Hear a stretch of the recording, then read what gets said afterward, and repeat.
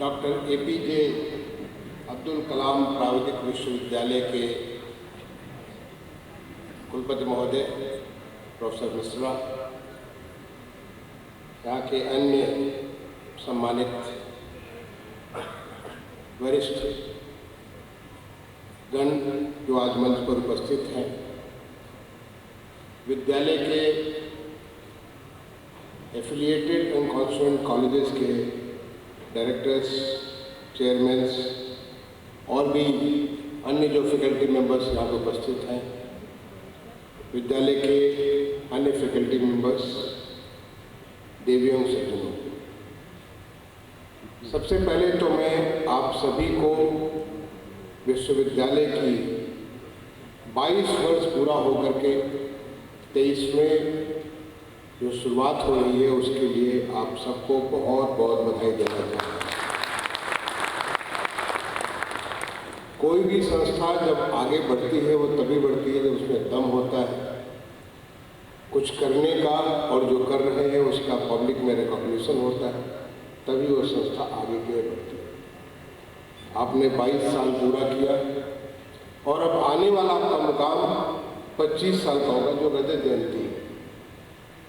तो आपको अभी से सोचना प्रारंभ कर देना चाहिए कि जब उस 25वें मुकाम पे होंगे तो हम क्या, कहाँ पे होंगे, हम क्या कर रहे होंगे।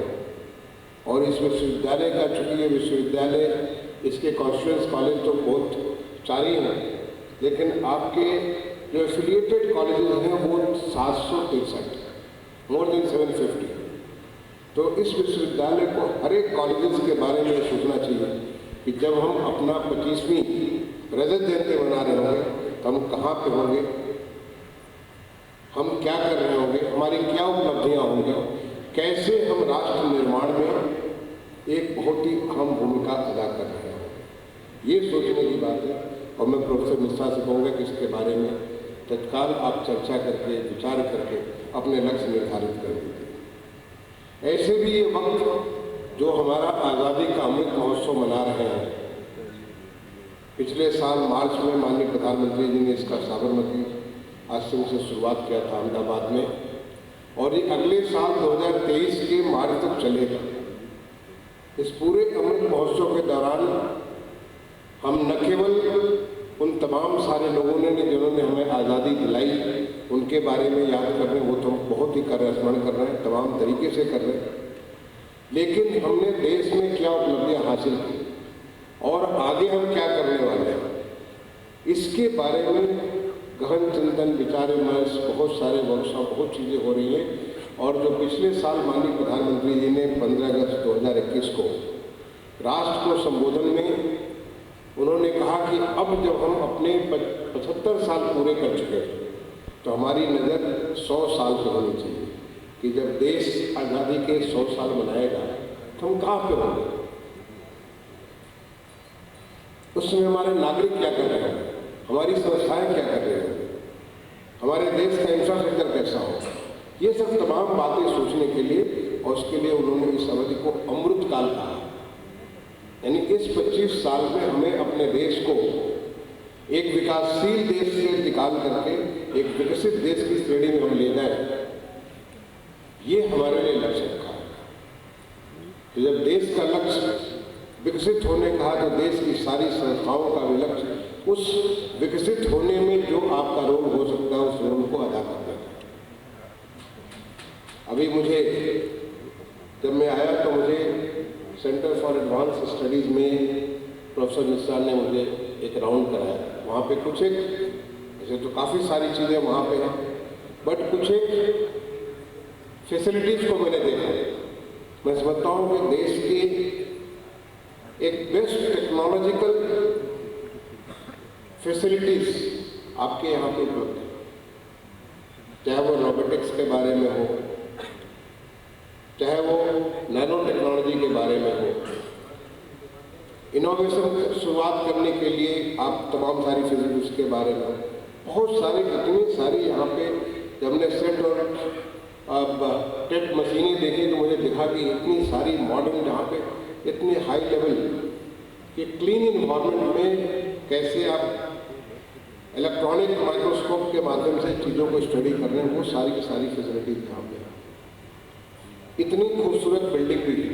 और मैं निश्चित जानता हूँ कि आप सब तमाम सारे जो लोग हैं, जो तमाम सारे कॉलेजेस को रिप्रेजेंट करते हैं, कोई इंजीनियरिंग कॉलेज को है, कोई आप में से फार्मेसी कॉलेज को रिप्रेजेंट करता है, कोई आप होटल मैनेजमेंट के बारे में, ऐसे तमाम सारे इंस्टीट्यूशंस को जो आप आर्किटेक्चर के बारे में, आपके यहाँ भी वैसी जैसे कि 4 की तो यहाँ पे फिल्म में ही दिखाई गई, बहुत अच्छी अच्छी फैसिलिटीज है। क्या उन फैसिलिटीज़ को हम उपयोग करके देश की आज जो एक नई व्यवस्था बनी हुई है, एक नई सोच बनी हुई है, एक नए भारत के लिए संकल्प बना हुआ है कि भारत को हम कैसे बदल करके एक नए रास्ते पर ले जाएंगे, क्या आप इसमें योगदान दे रहे हैं? ये सोचने का वक्त होता है, ये समझने का वक्त होता है। जब आप अपना स्थापना दिवस मनाते हैं तो आपको सोचना चाहिए कि जो हमें मिला हुआ है, क्या हम उसे अपने देश के लिए और आगे बढ़ाने का हम उसमें कहाँ पे योगदान करें। आप कर सकते हैं। तमाम सारी ऐसी आज की डेट में न्यू एज टेक्नोलॉजी जो डेवलप हो रही है, आने वाले समय में हम सारे के सारे न केवल कंप्यूटर लिटरेट होंगे, बल्कि हम सारे के सारे हमारी लाइफ बिल्कुल बदल चुकी होगी। क्या उस बदलाव के लिए हम अपने लोगों को तैयार कर रहे हैं? क्या अभी भी एज ओल्ड टेक्नोलॉजी या एज ओल्ड जो हमारी जो तमाम सारी जो व्यवस्थाएं होती हैं, चाहे आर्किटेक्चर के बारे में, आप आर्किटेक्चर के बारे में बात कर सकता हूँ क्योंकि मैं भारत सरकार का शहरी एवं आवासन मंत्रालय का सचिव रहा बहुत लंबे पीरियड में। काफ़ी सारे देश को देखा, बहुत सारे परिवर्तन होते हुए देखा और हर परिवर्तन का मैं भी पार्ट था। क्या हम एज ओल्ड प्लानिंग की पद्धति को सोच सकते हैं, या आज जो नई थिंकिंग है उस नई थिंकिंग से अपने आर्किटेक्चर और प्लानिंग को जोड़ सकते हैं? ये हमें सोचने की बात है, कैसे अपने सिलेबस को अपनी व्यवस्था को बदलें, जिससे आने वाले कल के हिंदुस्तानी की जरूरतों को हम पूरा कर सकें। अदरवाइज हम पिछड़ जाएंगे और हिंदुस्तान आगे चला जाएगा। जबकि आपका काम है कि आप नए बच्चों को, नए आने वाली पीढ़ी के लिए जो जरूरतें हैं उसको पूरा करने के लिए उस मानव संपदा को आप पैदा करें। और इसके लिए हमारा जो राष्ट्रीय शिक्षा नीति है, जो 2020 की नीति है, उसमें हमें बहुत सारी व्यवस्थाएं दे रखी है। मैं निश्चित जानता हूँ कि आप सारे लोग उसके बारे में अध्ययन किए होंगे, उसके बारे में आप सोच भी रहे होंगे, उसके बारे में बहुत सारा कार्रवाई भी कर रहे होंगे। राष्ट्रीय शिक्षा नीति हमारे हर एक की प्रतिभा को खोलने का एक बहुत इम्पोर्टेंट, बहुत महत्वपूर्ण कुंजी है। हम सब में अलग अलग किस्म की प्रतिभा हो सकती है। हम सब एक खुले दिमाग से क्या चीज़ कर सकते हैं, हमें क्या बेस्ट है, हम कैसे उसको पूरा कर सकते हैं, अपनी क्षमताओं को हम कैसे अपने लिए, अपने परिवार के लिए, अपने समाज के लिए, अपने प्रदेश के लिए, अपने देश को हम बेस्ट कैसे बना सकते हैं, उसके लिए मौका। अब ऐसा नहीं कि आपने एक बार केमिकल इंजीनियरिंग ले ली तो फंस गए केमिकल इंजीनियरिंग में, तो फंस गए केमिकल इंजीनियरिंग में। अब आप चाहे कितने भी अच्छे कंप्यूटर इंजीनियर बनना चाहे, कितने भी अच्छे आप डॉक्टर बन सकते हैं, कितने अच्छे आप फार्मेसिस्ट बन सकते हैं, अब आप उसमें फंस नहीं सकते। अब आपको ओपन करने का मौका, एक ओपन एजुकेशन, जिससे कि आपको तमाम सारे चॉइसेस हैं, मल्टीपल चॉइसेस हैं। आपको ये भी चॉइस है कि आप छोड़ करके कुछ क्रेडिट लेकर के फिर बाद में आप वापस क्रेडिट लेने के लिए आ सकते हैं। आपको ये भी ऑप्शन है कि आप एक साथ मल्टीपल डिग्रीज आप ले सकते हैं। इतने सारे आप जो डिग्री तो ले रहे हैं सिविल इंजीनियरिंग में, साथ ही साथ आर्टिफिशियल इंटेलिजेंस की भी एक माइनर डिग्री आप ले सकते हैं। साथ ही साथ आप किसी सस्टेनेबल टेक्नोलॉजी के बहुत सारे जो आज के ऑप्शन है उसकी भी डिग्री ले सकते हैं। ऐसी इतनी सारे किस्म के नए नए रास्ते खोल दिए। क्या आपने अपने यहाँ व्यवस्था की? क्या व्यवस्था करने की सोच रहे हैं? उसके लिए बहुत इंफ्रास्ट्रक्चर नहीं चाहिए। उसके लिए हमें अपने को खुले दिमाग से अपनी व्यवस्था को और सुदृढ़ करने की जरूरत है। इतनी सारी फ्लेक्सिबिलिटी हमारे शिक्षा जगत में पहले कभी थी नहीं, जो आज हमें राष्ट्रीय शिक्षा नीति ने दी। राष्ट्रीय शिक्षा नीति ने हमें अपनी भाषा में, अपनी राष्ट्रीय भाषा हमारे यहाँ पे तो हिंदी है, लेकिन जो स्थानीय भाषा है हमारे यहाँ तो सब जगह स्थानीय भाषा हिंदी है, और राज्यों में तमिल है, तेलुगु है, मलयालम है, गुजराती है, तमाम सारी भाषाएं, उड़िया है, तमाम सारी भाषाएं हमारे देश में सब जगह भाषा है। उसमें भी शिक्षा देने की सुविधा दी है। अगर हम उत्तर प्रदेश में ले, आप सारे उत्तर प्रदेश से सारे लोग आए हुए हैं, क्या हम अपना पाठ्यक्रम हिंदी में हम संचालित करते हैं? क्या हम लोगों को शिक्षा हिंदी में, उनको लिखने को, उनको बोलने की, उनको अपने एक्सप्रेस करने की व्यवस्था में हिंदी में देते हैं? या उसी को आप समझते हैं कि अंग्रेजी भाषा में ही सब कुछ हो सकता है, उसके भी और नहीं हो सकता? मैं आपसे एक वाकया शेयर करना चाहता हूँ। मैं रसिया गया हुआ था, जो उस जमाने में मैं ज्वाइंट सेक्रेटरी फॉरनर हुआ करता था गृह मंत्रालय में। इंटर कंट्री जो हमारी टॉप होती थी विभिन्न विषयों पे, तो चूँकि मैं देश फॉरनर था तो वीसा, इमिग्रेशन, ये सब तमाम सारे विषयों पे हमारी रसिया के साथ बातचीत हो रही थी। उधर सामने हमारी रसिया की टीम बैठी थी, उधर हम हिंदुस्तानी टीम बैठी हुई थी, मैं लीड कर रहा था। हम कुछ बोलते थे, हमारे बगल में बैठे हुए सज्जन उसको रसियन में ट्रांसलेट कर रहे थे। वो कुछ बोलते थे रसियन में और उसको रसियन से अंग्रेजी में ट्रांसलेट हो रहा था।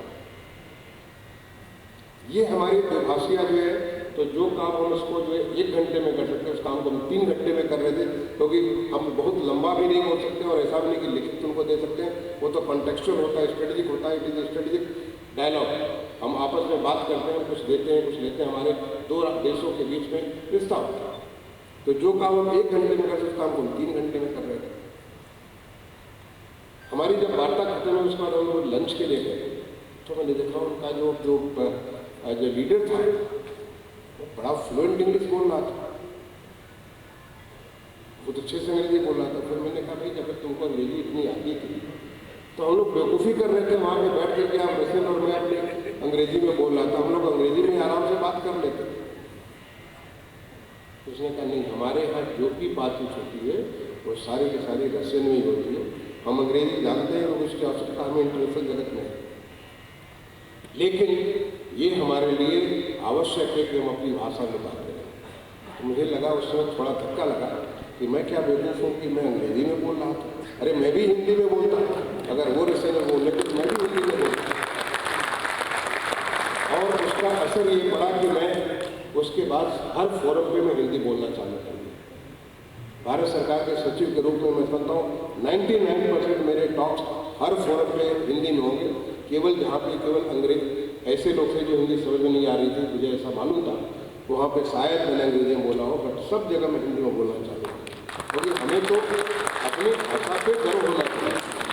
और ये मैं अनुभव आपको रशिया की बोल रहा हूँ, ये अनुभव मुझे जापान में हुआ है, जर्मनी में हुआ है, सब जगह वो अपनी भाषा बोलते हैं। मैं भी अपनी भाषा बोलना चालू कर दिया, तो मैं हिंदी बोलूँगा, वो हमारे ट्रांसलेट करेगा फ्रेंच में, वो ट्रांसलेट करेगा, तो जैसे इंग्लिश से ट्रांसलेट कर सकते वो हिंदी से ट्रांसलेट कर सकते हैं। हमें अपने भाषा पे गर्व होना चाहिए और हमारी भाषा से हमारे उद्गार सही तरीके से निकलते हैं। तो ऐसे ही जो बच्चा पढ़ने आ रहा, आपका इंजीनियरिंग पढ़ने आ रहा, अगर वो हिंदी में लिखता है, हिंदी में पढ़ता है, तो उसको ज़्यादा अच्छे से अपनी बात को एक्सप्रेस कर पाएगा। नहीं तो अंग्रेजी में वो डबल सोचना चालू करेगा, तो फिर वो कई मामले में वो सही बात बोल नहीं सकता। लेकिन हिंदी भी ऐसी नहीं जो कि पता था हिंदी बोल लिखे और बोले। मैं आपको दूसरा अनुभव बता रहा हूँ भारत सरकार का। जब मैं डायरेक्टर था गृह मंत्रालय, किसी विषय पे जो है मुझे बनाना था, कुछ कोई टॉक हमारे सेक्रेटरी के लिए बनाना था, और वो पता चला कि उन्होंने जो है, मैंने कहा कि ठीक है बना करके इसको ले आई। हमारी हर मंत्रालय में वहाँ भाषा का एक विभाग होता है, जो लोग ट्रांसलेट करते हैं अंग्रेजी से हिंदी, हिंदी से अंग्रेजी ट्रांसलेट करते हैं। मैंने दिया कि आप बना करके मुझे दीजिए, इसको मैं लोग अपने सचिव को के वहाँ पे बोलने के लिए। जब वो बना करके लाए तो मुझे लगा कि यार इसको तो मुझे समझने के लिए किसको बैठाना पड़ेगा। इतनी मुश्किल हिंदी, जिस हिंदी का कोई मतलब नहीं बनता। हम आम बोल चाल में ऐसे बात कर रहे हैं, हर कोई समझ सकता है। अब आप इसी में ऐसे शब्दावलियों का प्रयोग करेंगे जिसका कोई मतलब नहीं बनता। तो मैं तुरंत अपने हाथ से लिख के दिया कि साहब आप यही बोल दीजिए, ये मैं इनको आगे के लिए मैं हर जगह जहाँ हिंदी का काम होता था मैं खुद काम करता था, कोई किसी मैंने हमें भाषा विभाग को उपयोग नहीं कर दिया। ये चीज़ हमें जो टेक्निकल, जो आपका जो प्राविधिक भाषा है, उस भाषा को आसान बनाना। जो शब्द अंग्रेजी में प्रयोग करते हैं उसको अंग्रेजी को हिंदी के देवनागरी में दिए वो हिंदी भाषा हो जाती है। आप देखिए कितना आसान हो जाता है। और मैं अपने वाइस चांसलर साहब से रिक्वेस्ट करूँगा कि आप एक शब्दकोश बनाएं, टेक्निकल शब्दकोश बनाएं। बहुत सारी डिक्शनरी बनी है, मुझे नहीं मालूम टेक्निकल डिक्शनरी बनी कि नहीं बनी। टेक्निकल डिक्शनरी बनाइए जिसमें अंग्रेजी का हिंदी में, और वो हिंदी जो कि आम बोलचाल की है। अब आप देखिए कि हमारे बच्चे इतना तेज पढ़ेंगे, और ये मैं नहीं बोल रहा हूँ, हमारी राष्ट्रीय शिक्षा नीति बोल रही है। लोगों के अंदर जो जितनी सारी उनको इनोवेशन है, उसके अंदर जो ताकत, वो ताकत निकल कर करेंगे। जब उसको अंग्रेजी में करेंगे तो वो ताकत नहीं निकली, वो कमजोर होकर निकलेगी। इसलिए मैं आपसे कहूँगा कि ये पाठ्यक्रम आप चालू करें, और चालू करने के साथ साथ शब्दकोश बनाएं, और उससे देखिए कि बच्चे कितने आगे बढ़े। अभी एक चीज़ मैंने देखा है यहाँ पे, जब पुरस्कार में दे रहा था, मैं सबसे पहले तो सारे जो हमारे स्टार्टअप्स को जिनको पुरस्कृत किया, जो हमारे कॉलेजेस को पुरस्कृत किया, यहाँ विद्यालय के, यहाँ पे हमारे विश्वविद्यालय के जो स्टाफ को पुरस्कृत किया, सबको मैं बहुत बहुत बधाई दूंगा। क्योंकि पुरस्कार पाने का मतलब कि आप दूसरों से आगे हैं, कहीं न कहीं आप इससे आगे हैं। लेकिन वो आपको आगे होने से दूसरों को भी प्रेरणा मिलना चाहिए कि हमको भी पुरस्कार, अगले बार, इस बार तो छूट गया, लेकिन अगले बार हमको पुरस्कार लेना चाहिए। ये प्रतिस्पर्धा दूर करनी चाहिए। मैं देख रहा था कि वाइस चांसलर साहब से मैं बगल में बैठा, पूछ रहा था कि हमारे यहाँ जो है अभी जैसे कि ये आपको पुरस्कार मिला, तो पुरस्कार मिलकर सारे सारे गाजियाबाद, नोएडा, सब हमारे पश्चिम के, दिल्ली के आसपास वाले इलाके के सारे कॉलेज में, कोई हमारा बलिया, गाजीपुर, जौनपुर, इस सब इलाके के कोई भी कॉलेज नहीं, ऐसा नहीं हुआ कॉलेज हैं वो पुरस्कार नहीं पाते। मैं आपसे एक लिस्ट मांगा कि बताइए कि हमारे जो है NIRF रैंकिंग के बारे में, NBA एक्रेडिटेशन के बारे में, NAAC रेटिंग के बारे में कितने सारे हमारे कॉलेज हैं। मैं लिस्ट पढ़ रहा हूँ ऊपर से नीचे तक, सारे के सारे वेस्ट गए, सारे के सारे। ऐसा क्यों? सीतापुर, हरदोई, गाजीपुर, झांसी, ये सब इलाके के क्यों नहीं? क्या उनमें कोई कमजोरी? ऐसा नहीं। मैं आप सबसे रिक्वेस्ट करूंगा कि ये देखिए, आज आपने किसी और को पुरस्कार लेते हुए पाया, जब अगले साल का पुरस्कार की हो तो आप भी पुरस्कार लेने वाले हैं। मैं आप सबसे, जो अभी हमें प्रमुख सचिव प्राविधिक शिक्षा ने कहा, आज हमारे लिए कितनी खुशी की बात है कि आज लखनऊ विश्वविद्यालय जहाँ आप बैठे हैं उसे A++ नॉट A++ का एक्रेडिटेशन प्राप्त हुआ है, NAAC एक्रेडिटेशन प्राप्त हुआ। ये कितनी बड़ी खुशी की बात है लखनऊ के लिए और हमारे उत्तर प्रदेश के लिए। लखनऊ विश्वविद्यालय बहुत पुराना विश्वविद्यालय है, उसको A++। क्या हमारे बाकी लोगों को भी A++ आ सकता है? बिल्कुल आ सकता है। कई बार हमने देखा कि बहुत सारे लोग तो कोशिश भी नहीं करते। अभी NAAC एक्रेडिटेशन के बारे में बहुत बड़ा कॉन्फ्रेंस हुआ, आप बहुत ताकतवर हैं, लेकिन आपकी ताकत तो तब पता चलेगी जब आप मैदान में आएंगे, जब आप बताएंगे कि आप क्या करते हैं, क्योंकि सामने वाला तो वही जानेगा जो कि आप बता सकें। तो लोग अपने को एसेस नहीं करना चाहते, डरते हैं कि पता नहीं क्या होगा। ऐसे मैंने बहुत सारे, क्योंकि भारत सरकार में माननीय प्रधानमंत्री जी ने एक नए चैलेंज की एक कार्य संस्कृति लाई। उस चैलेंज कार्य संस्कृति में हर कोई एक देशों से प्रतिस्पर्धा करता है, राज्य राज्य से प्रतिस्पर्धा करता है, शहर शहर से प्रतिस्पर्धा करता है, वो गांव गांव से प्रतिस्पर्धा करता है, इंस्टीट्यूशन से प्रतिस्पर्धा करता है। उस प्रतिस्पर्धा की एक कार्य संस्कृति में हर कोई एक दूसरे के आगे बढ़ना चाहता है। जब बढ़ना चाहता है तो कोशिश करता है, और कोशिश करने के पहले तो आप काम करें और फिर काम को सामने वाले को आप प्रस्तुत करें, ताकि, और आपको मालूम होना चाहिए, जब हम UPSC का इम्तहान दे रहे थे तो हमें मालूम था कि सिलेबस में क्या क्या है, हमें मालूम था कि कैसे मार्किंग होती है, कितनी मार्किंग होती है, तब हम इसमें सिलेक्शन होते हैं। ऐसा मैं नहीं कहता कि मैं सबसे इंटेलिजेंट था इसलिए हो पाया, इसलिए था कि मैंने सिस्टमेटिकली उसको समझा, समझने के बाद उसके हिसाब से कोशिश किया, और कोशिश करने के बाद रिजल्ट आ गया। ये इंस्टीट्यूशन पे भी लागू है, और आप सब इसके बारे में अगर कार्रवाई करेंगे तो मैं जो चाहूँगा कि आपके पास अब 8-10 लोगों को सिलेक्शन करना चाहे, 10 नहीं बल्कि एक रैंक पर 4-4 लोग उसके ऊपर जो एक साथ क्लब हो जाए तो 50 लोगों को पुरस्कार मिला। ये होना चाहिए। हमारे सारे इंस्टीट्यूशन जो एक्रेडिटेशन के बारे में, रैंकिंग के बारे में हमारे ऊपर, आज जो न्यू एज टेक्नोलॉजी हमारे माननीय मुख्यमंत्री जी ने लक्ष्य रखा है प्रदेश की अर्थव्यवस्था को $1 ट्रिलियन करने। आपको मालूम है आज उत्तर प्रदेश का हमारी अर्थव्यवस्था लगभग 230-240 बिलियन डॉलर, यानी हम 4 गुना करना चाहते हैं अगले 5 साल में। और इस 5 साल में 4 गुना करने के लिए हमने ऑलरेडी एक इंस्टीट्यूशन आपने पढ़ा होगा, डेलॉयट ऑर्गेनाइजेशन, हमने ऑलरेडी डेलॉयट इंडिया को सेलेक्ट कर लिया। लेकिन डेलॉयट इंडिया तो हमें केवल ये गोल आएगा वो व्यवस्था कि कैसे दुनिया में इस प्रकार के काम करते लोग क्या काम करते हैं, हम क्या कर सकते हैं, लेकिन करना तो हमें पड़ेगा। राज्य सरकार को करना पड़ेगा, राज्य की संस्थाओं को करना पड़ेगा, हम सबको मिलकर के काम करना पड़ेगा, तब जाकर के हम अपनी अर्थव्यवस्था को 1 ट्रिलियन प्लस ले जा सकते हैं। उसमें आप सबकी भागीदारी बहुत महत्वपूर्ण है, क्योंकि आप उनको पैदा करते हैं जो ये सारे के सारे काम करते हैं।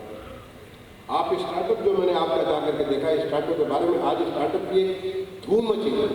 आज हमारे स्टार्टअप से यूनिकॉर्न कंपनीज बन रही हैं, $1 बिलियन प्लस की कंपनी हमारी बन रही है, क्योंकि आज देश में वो व्यवस्था है, पूरा देश में विकास की एक लहर है, लोग विकास का रिकॉग्निशन है। आज हिंदुस्तानी आप कहीं भी दुनिया में जाते हैं आपको बड़े सम्मान के साथ देखा जाता है।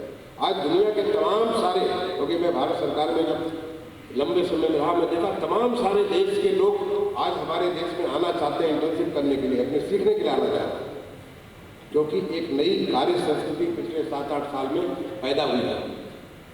तो आप इस ऐसे समय के हैं कि जो मौका है आपको चीज़ों को आगे बढ़ाने का, अगर आप छूट गए तो फिर आपका नुकसान है। इसलिए मैं कहूँगा कि ठीक है, आज जरूर कुछ लोगों को मिला है, हमें तो हर लोगों को मिलना चाहिए, हर एक इंस्टीट्यूशन को इस प्रतिस्पर्धा में आगे बढ़ना चाहिए, और आगे बढ़ करके आप ऐसी सारी व्यवस्था करें जिससे आपके बच्चे को, आपके जो फैकल्टी हो, सब कोई को लगे कि हम अपने इंस्टीट्यूशन को आगे बढ़ा रहे हैं, और वही हमारा अमृत काल है, वही हमारा संकल्प है। और मैं इसी दिशा में जो आपसे कहूँगा, मैं डॉक्टर मिश्रा से कहूँगा कि आपके पास बहुत कुछ चीज़ें हैं, उन चीज़ों को सजोने के, संवारने के, उसे और आगे बढ़ाने के लिए आप पहला लक्ष्य निर्धारित करिए कि हम रजत जयंती में क्या करने जा रहे हैं। रजत जयंती में हम इस विश्वविद्यालय को किस रूप में देखना चाहेंगे, ये हमें क्या हम देखना चाहेंगे कि हमारे सारे के सारे इंस्टीट्यूशन साल में पहुँच गए, हमारे सारे बच्चे से हम किस रूप में देखना चाहते हैं। आप अपने आप को स्टैंड अप करेंगे, अपने आप को एक दुनिया के सामने खड़ा करेंगे, और वो करने की जिम्मेदारी हमारे सारे के सारे कॉलेजेस की, चाहे वो एफिलिएटेड हो चाहे कॉन्स्टिट्यूएंट कॉलेज हो। मैं आप सारे लोगों को आज आपने बुलाया, मैं इसके लिए आपको धन्यवाद देता हूँ, डॉक्टर मिश्रा को धन्यवाद देता हूँ, मुझे देखने का मौका मिला आपके इंस्टीट्यूशन को, और आप सारे लोगों को अपनी तरफ से बहुत बहुत शुभकामनाएं देता हूँ। मैं समाप्त करूँगा। अभी आपको मालूम है 15 अगस्त आने वाला है, और ये 15 अगस्त बहुत महत्वपूर्ण 15 अगस्त है, 75 साल वाला 15 अगस्त है। इस दिन जो झंडा आप फहराएंगे वो झंडा आप सजो कर रखना चाहेंगे, वैसे जैसे कि अपनी चुनरी रखती हैं लेडीज अपनी शादी की, कोई आप अपने कपड़े रखते हैं शादी वाले, वैसे ये 75 साल वाला चीज़ अब अगले 100 साल में आएगा। माननीय प्रधानमंत्री जी ने आह्वान किया है, हर घर में तिरंगा, हर घर में तिरंगा। आपके माध्यम से मैं चाहूँगा कि हर एक स्टूडेंट्स को, फैकल्टी को, सब जगह हर घर तिरंगा हो, और वो सजोने वाला तिरंगा हो, और उससे हमारे देश में राष्ट्रभक्ति की भावना बढ़े। हम अपने देश के लिए कुछ कर गुजरने की भावना पैदा हो, जिससे कि हम देश को आगे लेकर के जा सकें। एक बार दोबारा आप सबको मेरी बहुत बहुत शुभकामनाएं।